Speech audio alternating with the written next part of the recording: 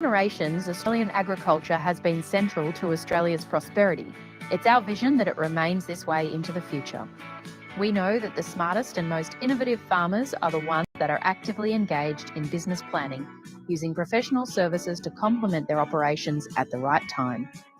We are here to share the stories of some of the farmers that have used these services, and we will uncover the different ways farmers are building better businesses. Hello and welcome to the Department of Primary Industries Smart Farm Business webinar series. We're coming to you live from the Exchange in Dubbo, where we're joined by Dave Waters from the Rural Financial Counselling Service. Welcome, Dave. Thanks for having me. We're working with the Exchange and Humans of Agriculture to bring you a series of conversations about agriculture. We acknowledge the traditional owners of the land on which we meet, the Wiradjuri people, and pay our respect to elders past, present and emerging. We extend that respect to those Indigenous people watching online today, and we encourage you, wherever you are, to drop the traditional lands on which you are joining us from in the chat. In fact, if you would like to use the chat more frequently today, you are welcome to, because that interaction is excellent for other people watching online, and it's also a place for you to ask questions of our guest. So today we'll be discussing the Rural Financial Counselling Service, and we're joined by Dave Waters, who's part of the Rural Financial Counselling Service in the Central and the Southern region. Dave, people are going to want to know who you are and about your background that puts you in this important role working with farmers and ag-related businesses. So tell us a little bit about yourself. Okay, I grew up sort of west of Dubbo here at Nevertire. And I guess how I where I started was I went to uni and I did a business degree, a commerce degree. And what did you major in? Were you a finance guy? Yeah, I did. I did management accounting and corporations law. And I think I did a business degree because I wasn't kind of sure what I wanted to do, but I figured that would be a good grounding for jumping off point. So once I finished my degree, I came back to the family farm and worked with my family. That was sort of early 2000s, and then after a couple of years, we were sort of probably middle of the way through the millennial drought. So I moved to Dubbo and got a job working for an accounting firm, and I worked several years for a local accounting firm, predominantly dealing with ag clients. And it was sort of through working there that, through a few contacts, that I started to learn a little bit more about the Rural Financial Counselling Service. So I sort of, by chance, a job came up as a locum Rural Financial Counsellor. I was in my sort of late 20s. And so, I applied for the job and I started working for the counselling service in about 2007. And I spent 3 years sort of travelling the Central West. Our area was the largest area. We sort of extended from Sunraysia in the southwest corner up to the Queensland border, and then back in towards Walgett and Canamble, back to Mudgee and Orange, Parks. So as a locum, you did 3 years, town to town. Yeah, no, it was a really great experience. Actually, I sort of got to see a lot of the state that I'd never seen before, and deal with farmers in a lot of different industries. And it was and I got to work also with a lot of counsellors who were really experienced, had been with the service since its sort of inception in the mid 80s. So I was lucky. I got to cherry pick, I guess, sort of the best ideas from these really experienced people. So it was a great learning curve for me, and a really great experience. And so travelling from region to region, the industry changes. Yeah, so you don't have to be an expert in the industry. You don't have to be an expert in Wagyu cattle farming.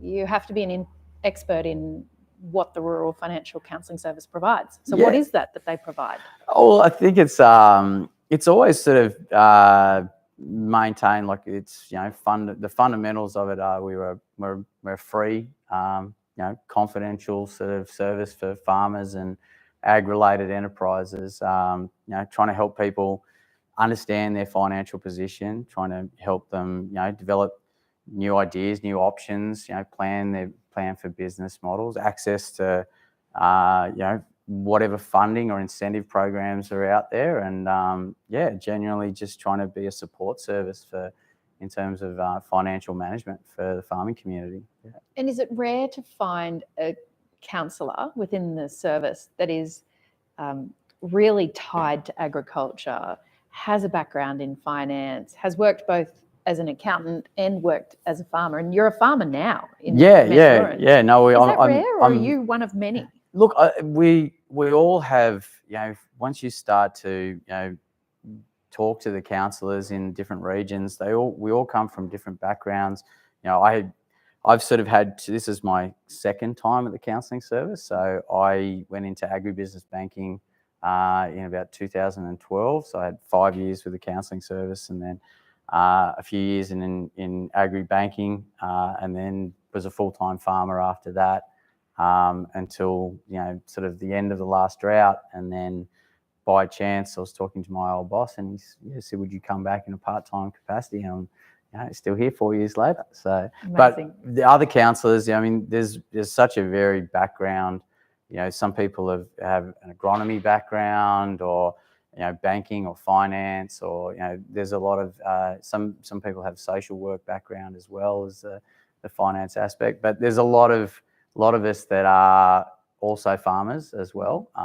There's quite a few counsellors that are live on farms and run their own farming enterprises. So incredible that when people do decide to make a call to engage with the Rural Financial Counselling Service, that they are met by people who live out here, have a background and interest in farming, and also a skill set that is complementary, be it finance, agronomy, to running a great business. Yeah. I think it helps that we are regionally based, that we're spread out through the community, that we're not just sort of centralised in one location.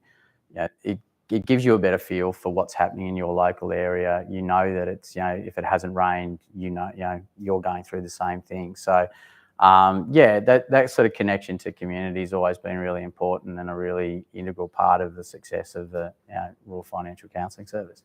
Now, I want to bust a myth really early in this webinar. The counselling service is not just for the down and out. No, it's not. It is an important part of what we do. That we are there as a support for people in financial hardship, but it's not. You don't have to be in that sort of in that situation to access the service. A lot of the time, it's really beneficial for not only for the clients but for us as well, to have that early intervention or that early contact with somebody, so that we can sort of start that business planning or that financial sort of analysis, and starting to develop ideas about what direction do they want to go in, before sort of maybe problems arise. And that's a big win for us when we can connect with a client early and have that. What's an example of someone who would use the service but didn't know they were eligible? Look, I think that probably one of the things is, there's probably support services for agriculture, probably, contractors or people who have a farm but their main enterprise is contracting, and sort of think, well, it's just for farmers. And we do, offer services to that industry as well. I think also probably there's probably a bit of a misconception that, like you said, that we have to be down and out to talk to the counselling service. We're pretty flexible, and it's pretty broad ranging scope of what we can assist people with and how we can help them. So, and without giving names, can you tell me about a recent client that you helped through the service? Yeah, look, I've got a client at the moment that they've sort of been working with them for quite a while, but recently we helped them apply for some funding for infrastructure and development, which we've sort of in the process of getting approved and getting What's on an the ground. example of infrastructure? Is that like water pipes for shops or cattle yeah, yards? exactly. Or? Sort of fencing, cattle yards, grain, fodder storage, drought proofing. So Right. So activities that make you more resilient, you can get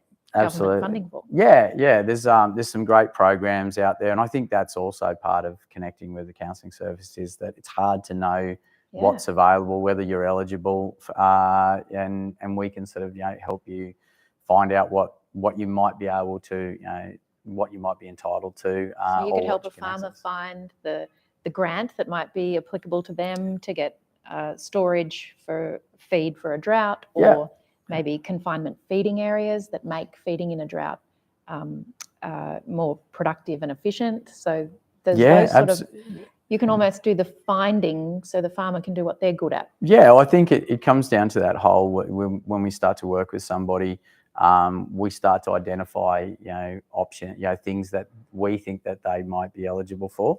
And then it's just having a conversation and letting them know what's available, how to access it, and we just go from there.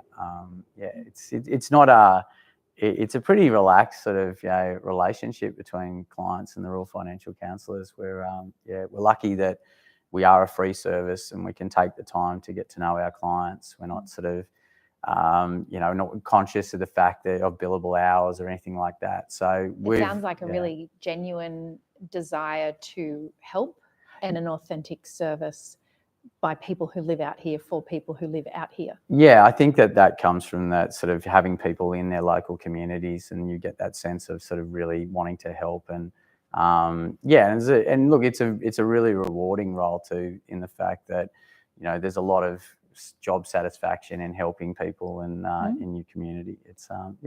We might hear from some other people within your organisation. The central and southern region extends from Queensland down to the Victorian border.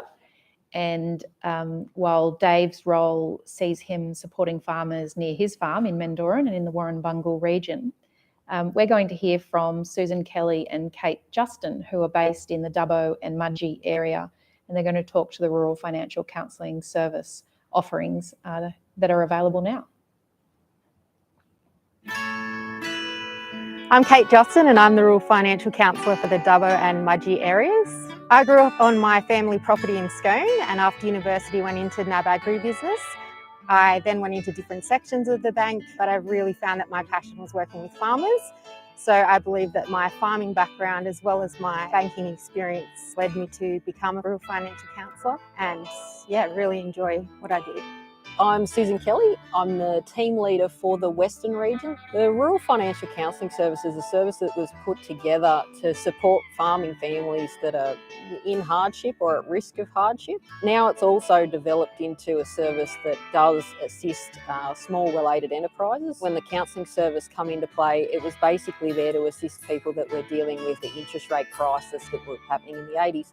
Since then, it's working towards trying to make our farmers more resilient, assist them to plan better, long-term planning, succession planning. It's developed into quite a large service, and it's actually a nationwide service now. We believe in a holistic approach and that all 4 pillars of the farming business are integrated. So we look at the business itself, the business owners, their current financial situation by analysing their financials and understanding where the business is at. We also look at future planning for the business and developing cash flow budgets, business plans, and setting goals for the future. We can also help with clients with conversations with creditors, farm debt mediation, succession planning, and also accessing government grants and funding. In some of our service regions down towards Bega, we have oyster farmers, dairy farmers. We deal with large Western properties that are grain growers and graziers. It's a huge variation of clients. When the farmer initially calls, we get an understanding of why they're calling, where they're at, and what we can provide for them. Essentially have an initial conversation before we sit down and meet and really start to get into the depth of their situation. I recently had a client come to the service. They were looking to integrate some new technologies into their business. We were able to Not only talk about the new technologies that they wanted, but have a look at their current financial position. And in those conversations and analysis of where they're at, we're able to identify other opportunities for the client, such as access to current grants available, and also refinancing some of their higher interest debts into a lower interest facility, which overall helped their cash flow situation and therefore helped them to expand their business and reach their financial goals. I think it's actually really beneficial to start having those conversations, because that's where good ideas grow from. Success is client driven. So for them to come and engage with us, they're really looking to help their business and get as much support and information for their business as possible. So it's important to be proactive in coming to us so that we can best review your situation and help create options for you early for the best outcomes. We're really keen to help our farmers and the success of their business, and always open for a conversation.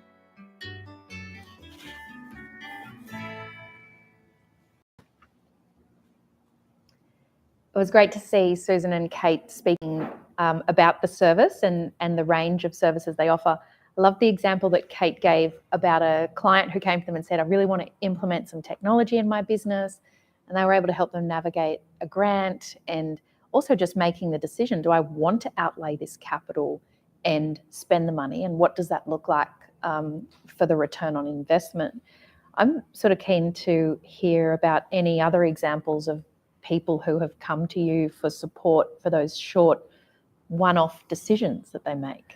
Yeah, we sort of it's quite funny that usually somebody might access the service or give you a call for a specific thing or information around funding projects or grants opportunities, and it kind of develops from there, and you might end up sort of identifying other options. I think Kate's example's pretty typical of the way that we interact with with farmers.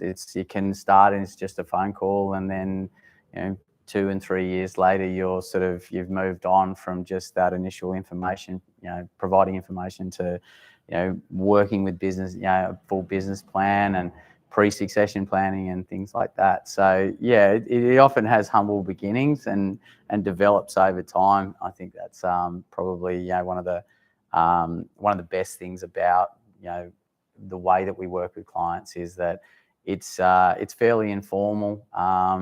It can be tailored to the client's needs. We don't have a set sort of you must do this and you must do this. It's sort of there's no point in us going through cash flow budgeting and things like that. If the clients are already pretty financially literate, we can sort of move on to bigger ideas and bigger issues. But then there's also that scope and that room for working through from the grassroots and working with clients. I mean, with the current climate, so we've got some areas are now back in drought. Yep. A little bit too soon for all of us to stomach after the last drought. We have a very sharp rise in interest rates, which we didn't expect to rise so quickly. What are people ringing the counselling service about at the moment? Look, and to add to that as well, I think we've seen a pretty rapid decline in livestock prices over the last sort of 6 months as well. So it's definitely increased that inquiry about, we want to plan for the next 12 months. We want to stay on top of our financial situation. Can you help us sort of forecast and see what the next 12 months looks like? Are there any opportunities? And I guess in terms of service, getting probably more inquiry in the last few months around Regional Investment Corporation, which is a subsidy. That's a loan? Yeah, so it's a program. It's a federal program where people can sort of take half of their commercial borrowings up to capped at a certain amount, and refinance them to what's essentially a subsidised government loan, to try and improve cash flow and get some stability in terms of that. That sounds appealing. It does, yes. Especially right now. Yeah. But there have been rumours that is a very slow process. What do you say to people who have heard that in the past? I think, I think with anything that's that's finance related or debt related, there's a due diligence that needs to happen from those agencies. It can be a slow process. I think people need to, just be aware of the fact that if you are looking at this, looking at it in advance is probably the key, and being prepared to sort of, take the time for that application to go through. There's a lot of moving parts there when you add a second mortgagee and deeds of priority. So yeah, it's not as simple as probably a process, but it can be really beneficial and really add a lot of saving, and and that can either be reduce operating costs or be reinvested through other areas. So must be very helpful for you having a background in accounting and agri-banking to then help someone through a process of refinancing to a lower interest rate under a federal program. It must be really comforting for them to sit with you and go through that process together. Well, yeah, it's actually the banking. My time in agri-banking was it was really beneficial. Having an understanding of how credit processes work, how security arrangements work for mortgages has been really beneficial in sort of having that conversation with clients and actually being able to explain it from this is their side of it. These are the things that the bank and Regional Investment Corporation have to get organised before they can sort of, we can get to funding or sign on the dotted line. But yeah. I can see people watching this thinking, I want Dave. They think, ring. Well, I want Dave. What happens when someone rings for the first time, and who do they get?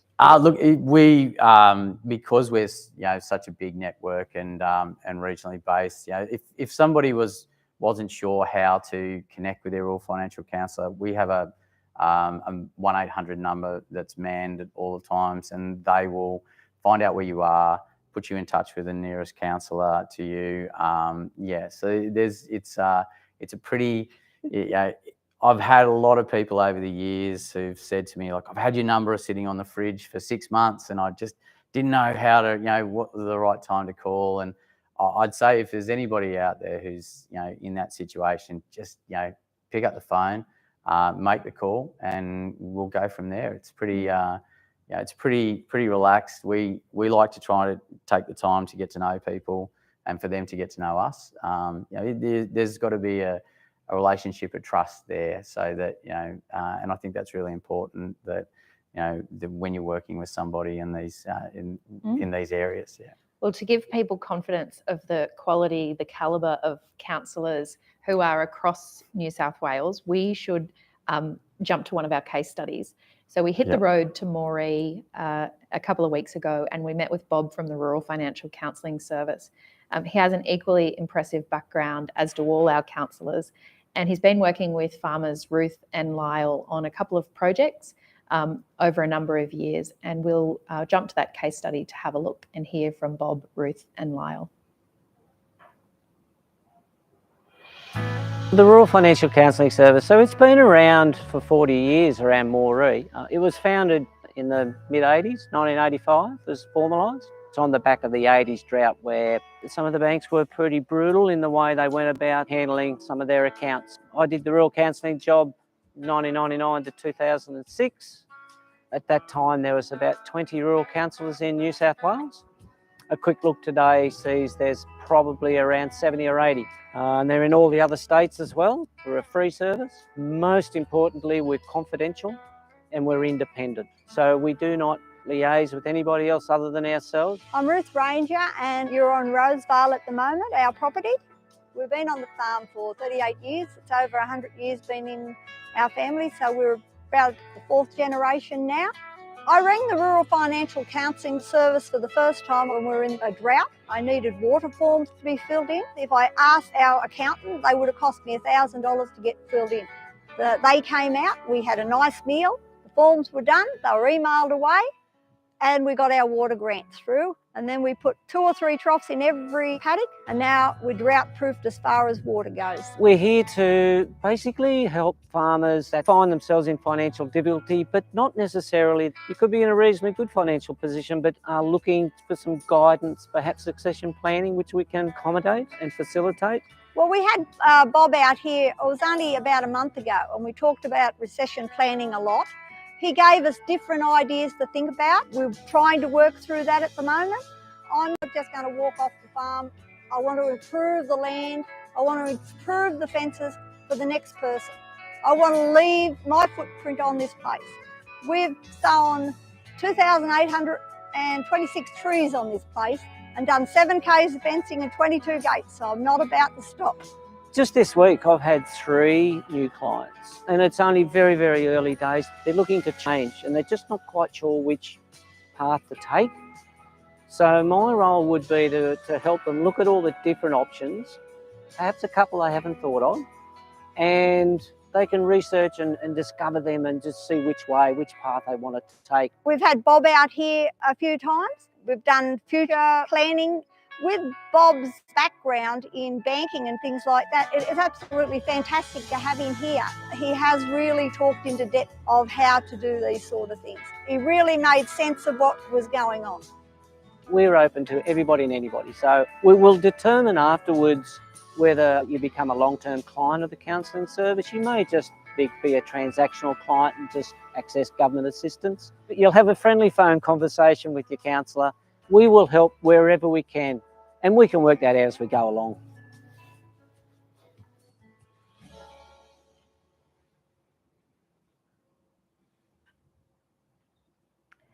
So another great case study. Bob's got a lot of experience, but then as a result of Bob's relationship with his clients, you know, it came in through, they rang up, they said, we want to fill out these forms to get some water pipes. Then they had troughs for drought proofing. Then it went on to planting trees, installing gates and new fences. Their relationship has grown from one phone call about a water application form. It's pretty much deja vu. So I'd say if you spoke to all the counsellors, you know, that's how most of our client, you know, work starts, is with an inquiry that leads, you know, somewhere else, and you know, and through time, you know, working with them, you start to work on, you know, bigger picture ideas and things. Yeah, we're starting to see the nature of client work as, you know, it ebbs and flows and changes. We can act as a triage service in times of, you know, we've just been through some years of flooding, and we've, you know, provided sort of that short-term assistance for people to, you know, help with recovery. But then we've got other clients that are that we're, you know, starting to access the service through, that might not necessarily have a lot of debt. It might be a very, you know, mature business with, you know, in a fairly, you know, stable financial position, but there's a lot of uncertainty about the future. You know, recently I've had a few clients that with large properties, you know, relatively, yeah, little debt, but no clear, you know, plan for the future, and nervous about it. And there's... Is that a plan, like a financial plan, a business plan, or a succession plan, or all 3? It is probably all 3 at that point in time. I mean, we sort of, yeah, it's easier. I was thinking about, you know, our role as rural financial counsellors. It's probably easier to, you know, to identify what we can't do, which is, you know, legal advice, accounting and taxation advice, and when, you know, and social or family counselling. So we sort of we're there for that support service. You're an additional professional service at the table. Yeah, with the accountant, with the lawyer, with the succession planning operators, or you can fulfil that role as well. Look, we a lot of the time when people come to you know, to want to talk about succession planning, I often, you know, use the same analogy, is that it's like getting in a cab. Your accountant and your solicitor are driving, and you've got in the back seat. And if they ask you where you want to go and you don't know, you'll probably spend a fairly long time and a fairly expensive process of driving around until you figure out where you want to go. And I think that's where we play a role in that, trying to work with the clients to help them, develop a direction and a strategy of where they want to go, so that when they do access professional services, they're targeted, they know what they want, and they can, and they can get there efficiently. Yeah. I think you've just answered my next question, which is why, is engaging with the Rural Financial Counselling Service a part of being a smart farm business operator? Why is it so essential to have this extra service at the table? I think in a lot of cases we can be a sounding board, and if in nothing less, just a reassurance that somebody's on the right track, or we can provide sort of a bit of a critical analysis and the what ifs, but what if this happens and what if that happens, and it's scenario planning. Yeah, and it's that sort of and we've got a big network of counsellors. I started back with the service in early 2020, just before COVID hit. And it was really, I thought it'd be a very difficult time to, without that face-to-face interaction. But one thing I did realise is that it connected us as a counselling service a lot more.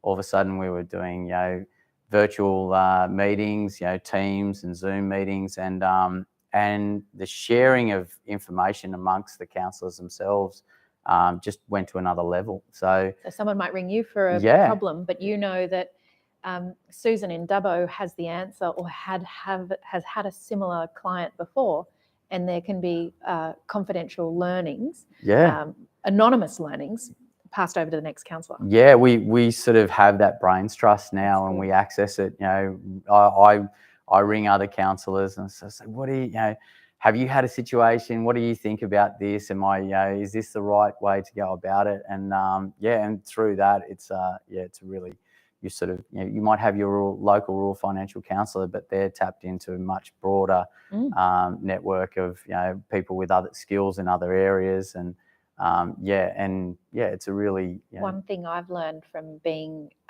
in touch with your counsellors is 1, how qualified, 2, how connected, and 3, how much you care, and that's a really wonderful thing to see as an outsider looking in. I mean, I grew up on a farm.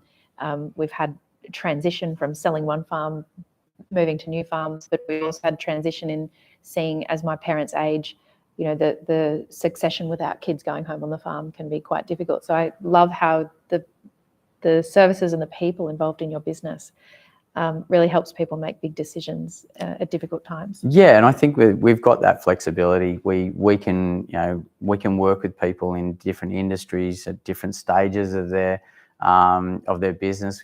We can work with people just getting into agriculture and wanting to expand and grow, and helping them plan through that process. And at the other end, like you said, we're dealing with people who are probably exiting the industry and how to go about that. And so there's a whole broad spectrum of exiting something you only do once. So that's like you it. Can learn from your mistakes. You have to leverage someone who's seen it done before. That's it. And it's I think it's also just comforting to for people to sort of have us there as a support through that process. I mean, some of our core functions still exist with that hardship aspect of we provide a primary function in the Farm Debt Mediation Act, helping support farmers through that process. So that's probably one end of the spectrum, and the other end is that sort of working with people for future planning. So what's farm debt mediation? So Farm Debt Mediation Act, it's a legislated process in New South Wales. I think each state has its own version, but in New South Wales, it's sort of administered through the Rural Assistance Authority in Orange, and the Rural Financial Counselling Service is fairly integrally linked into that process. So we provide information support for farmers in that process, and it provides an opportunity for people to enter into mediation on their debt agreements to reach an outcome. And because of it, it's a legislated process. It provides protection and rights for farmers in that, going through that. Yeah, it's not a straight foreclosure. It's a process of trying to do something about it before you get to that point. Yeah, absolutely. And I think from the early days of where the Rural Financial Counselling Service started, probably in that early to mid 80s, as Bob mentioned, the counselling service sort of played that role, and then sort of it developed over time, and now we're sort of linked to that process. Yeah. Incredible. Yeah.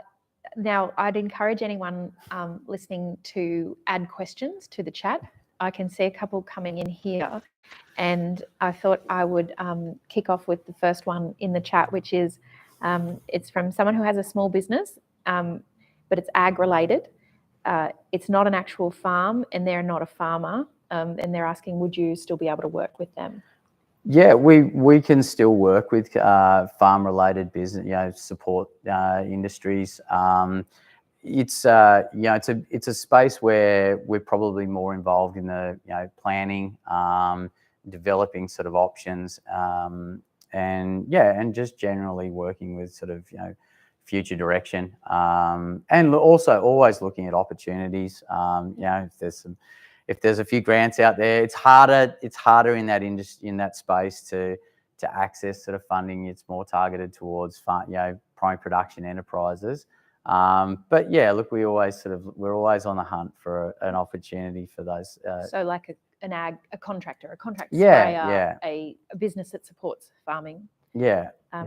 Is there anyone that you wouldn't be able to work with? Is there an eligibility checklist? Yeah, there is an eligibility checklist. I think, I think if you were part of a corporate structure, or if you could demonstrate that you had a lot of financial capacity to sort of add the sort of service that we provide through a professional, consultant or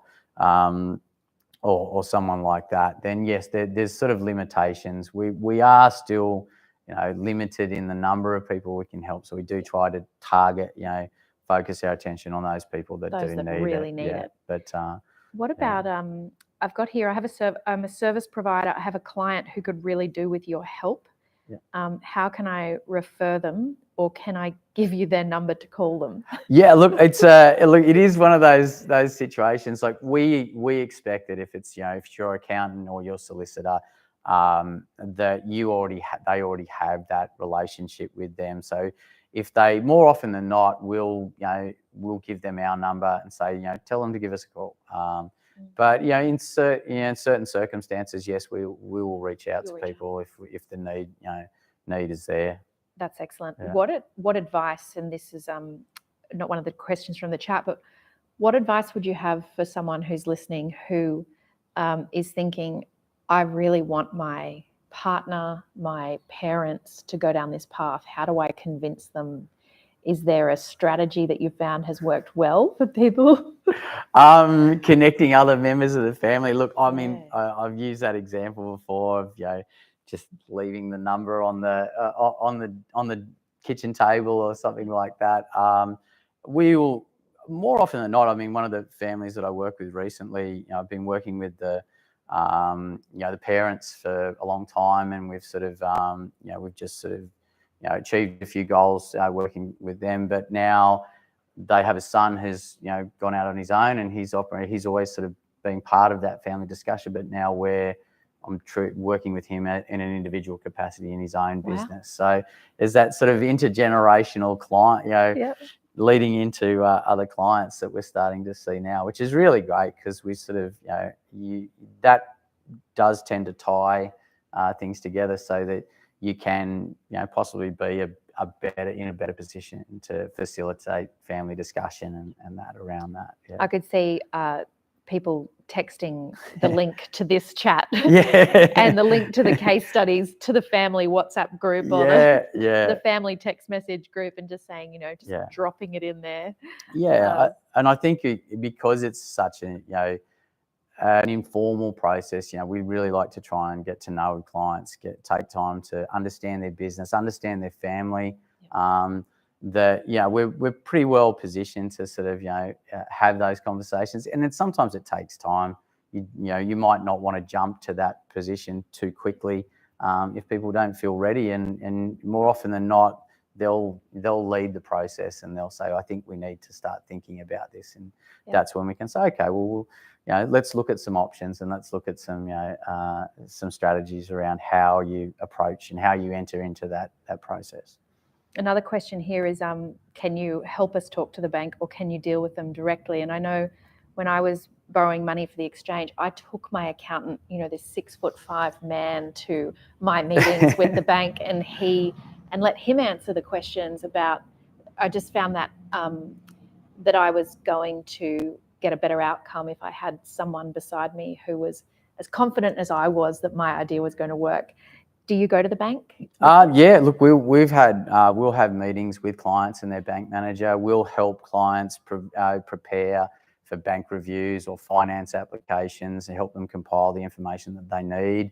And in a lot of cases, yeah, we will liaise with bank managers, and it's such a worthwhile service. Yeah, it's incredible. It's a pretty sort of it's pretty diverse, and there's a lot of scope for. I guess financial counselling is pretty broad in its sense, in a sense that if it's finance related and it's not the provision of advice, then we're most likely going to be able to help you. So. But it's so unique because you deal with the human elements when it comes to running a business, which one might not expect that to be part of a financial counselling and government service. It's just so unique. Yeah, and I think it's like, you do see accountants and and solicitors, and they have really strong connections to their clients over a long period of time, and I guess we're no different to that.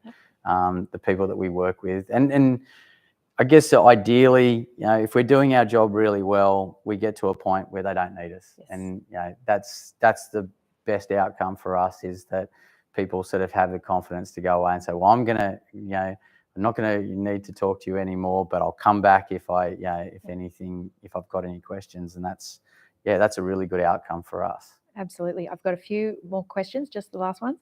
How long do you work with for clients? Is it a fixed time? Do you meet once a week? Is it all set?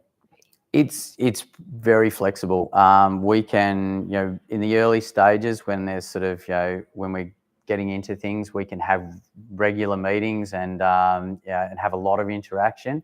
And then as we go on and we've sort of, targeted a few goals, that might be debt restructure or accessing government assistance, that interaction might slow down, and it might be just a quarterly checkup to say, how are you going? Is everything, do you want to catch up? Are you is everything tracking well? And then at some point, you hope that your services aren't needed. I've got a good one up the top here. Yeah.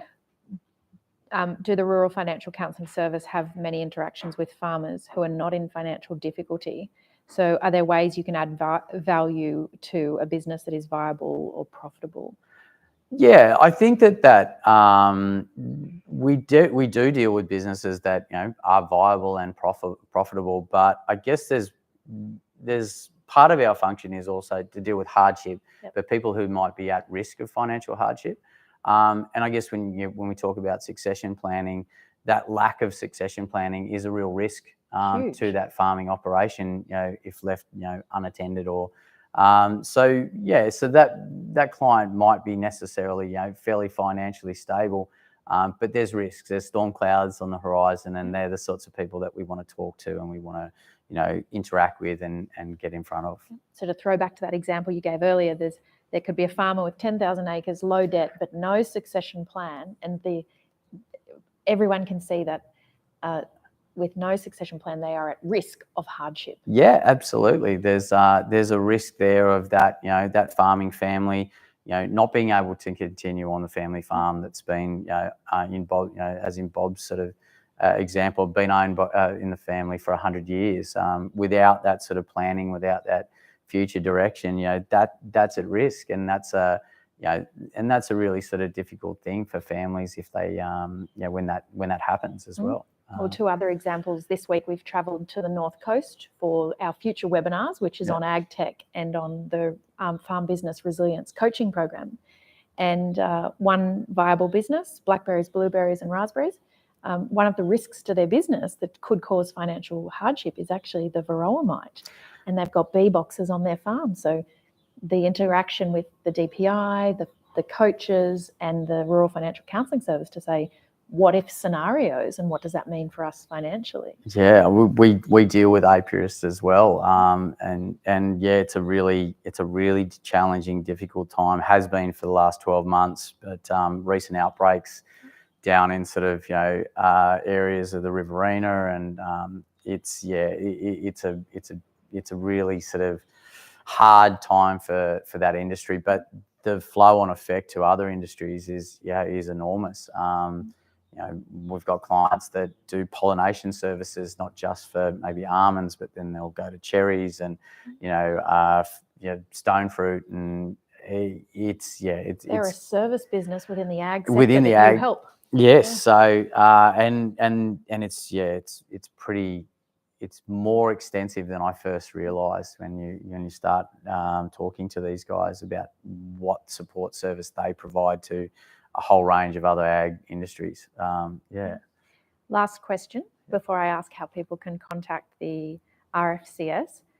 How can you help families who need your service but are stuck in a communication breakdown? Look, I think that in that situation, we always try to connect with the primary person of the enterprise, and through working, through business analysis and business planning, a lot of the time you will find that those people who might not be ready or might not be willing to engage in the process, over a period of time working with them, they do see the benefit of entering into that. And I think one of our advantages is also the cost as well. Like we're free service, so we can take the time to work through some of those options before they go and talk to their solicitor, before they go and have a chat to their accountant, so that they've got a bit of direction when they go. Yep. And I think that makes a huge difference, rather than turning up and sort of just saying, well, we just really don't know what we want to happen. Yeah. I've got another one that's come in from a farmer in Mendooran, and I think this one's important. I said last question, but this one's important. Yeah. Do RFCS counsellors have training in the area of mental health? And if they identify a situation where the client is at risk, how do they manage that situation? Yeah, absolutely. Actually, I'm not. All of our counsellors are here in Dubbo today, doing the RAMPS mental health training course of first aid for rural mental health, and it helps us identify when people are struggling, and allows us to sort of provide referrals and contacts as well within that mental health space, so that I think also the fact that we're a confidential service gives people that level of comfort to go out and seek that support. It's a really challenging part of our role, that we're not trained social or family counsellors, but we are a really important part of that referral process to those support services. Yeah. Gosh, that must be a really difficult part of your role. I think that's probably, numbers are easy, to work with, but that human element when people are, stressed and worried about the future, that's probably a really challenging part of the role. It's also one of the reasons why the RFCS is so important, that there's 70 humans in this organisation. It can't be replaced by a Service New South Wales bot. Well, I think it goes back to what you said about, people genuinely care. All the rural financial counsellors that I've worked with over the years, I think that's been the underlying thing, that it's an industry that you get into because you want to help people, and you have that, you have that interest in the beginning. So it's a good gig. Yeah. Tell me, how do people reach out to the RFCS? Look, it's probably just a matter of calling, making a phone call. What's the number? I knew you were going to ask this, and that's why I've written it on my hand. It's 1-800-319-458. Yeah, and that you'll speak to somebody. One of our, it's a rotating desk of counsellors and their support staff, and they'll put you in touch with the person who's nearest to you, or they'll get pass on a message, and that person will reach out to you. Incredible. Dave, time has absolutely flown. Yeah. This has been one of our best sessions to hear from you, the authentic person behind the service that is offered for free. It's such an important time for farmers to know that this is available. And I'm so grateful that you've spent this time with us today. Thank you. Thanks for having us. It's been great. Yeah. And today wraps up the first part of this webinar series for the Smart Farm Business Resilience Program. We are heading to another 2 webinars in October, and those will focus on ag tech and the Farm Business Resilience Coaching Program. Please keep an eye out on social channels, and also we will send you a link if you've registered for this one to the next 2 webinars. And we look forward to bringing you more information about how smart farmers are accessing professional business services. Thank you.